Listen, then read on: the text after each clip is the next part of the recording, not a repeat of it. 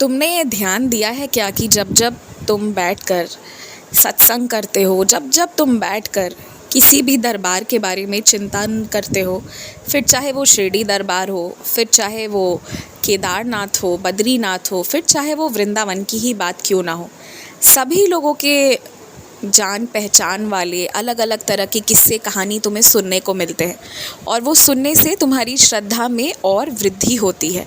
क्या इस चीज़ का तुमने ध्यान दिया है कभी? एक बात पता है, मैं तुम्हारे जीवन में आया हूँ तो मेरे आने का एक सबसे बड़ा उद्देश्य ये भी था कि तुम्हारा हाथ खींचकर तुम्हें आध्यात्मिक मार्ग पर ले जाना, जो अन्यथा किसी के अंदर इतनी हिम्मत नहीं थी, किसी में इतनी शक्ति नहीं थी कि कोई तुम्हें खींचकर आध्यात्मिक मार्ग पर ले जाए या कोई तुम्हारा भक्ति भाव में मन लगा दे।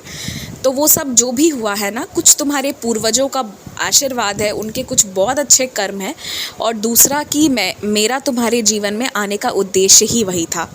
इसलिए मैं तुमसे ये कहता हूँ कि मेरे अलावा भी जिस दरबार पर तुम्हारा भरोसा हो ना, उस दरबार के बारे में चिंतन करो, ध्यान करो, पूजा पाठ करो, उसमें कोई दिक्कत नहीं है। लेकिन सिर्फ एक जगह जिसे पकड़ रहे हो, वहाँ अपनी पूरी श्रद्धा, वहाँ अपना जी जान सब लगा कर छोड़ दो और भरोसा रखना, चमत्कार होता है, तुम्हारे जीवन में भी होगा।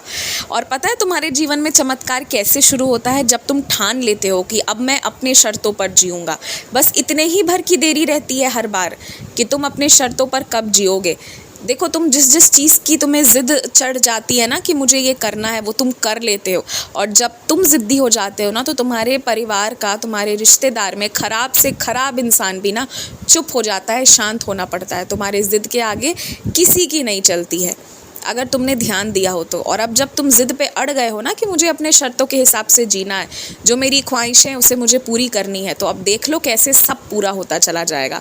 देरी सिर्फ वहीं तक थी जहाँ तक तुम्हारा ज़िद नहीं था, अब देखो कैसे सब बदलेगा।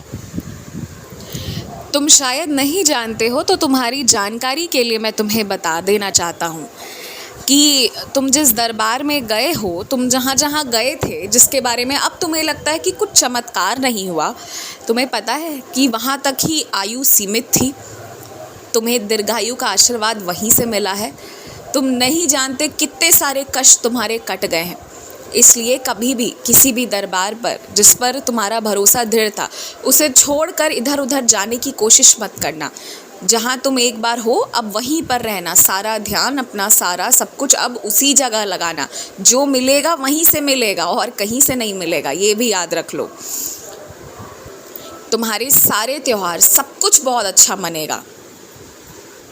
केवल एक चीज़ करना, अपने घर के अंदर ना वैसे किसी व्यक्ति को अब प्रवेश मत करने देना या काम मत देना जो पहले करके तुम्हें धोखा दे चुके हैं। जिन जिन लोगों ने धोखा दिया, चाहे उनकी संख्या अधिक भी क्यों ना हो, फिर भी धोखा देने वालों को ना अपने दरवाजे के भीतर बस प्रवेश मत करने देना, बाकी सब तुम्हारा ठीक हो जाएगा। केवल उस प्रवृत्ति वाले लोगों के लिए अब दरवाजे बंद हो जाने चाहिए। चिंता मत करना, सब ठीक हो जाएगा। खुश रहो, मेहनत करो।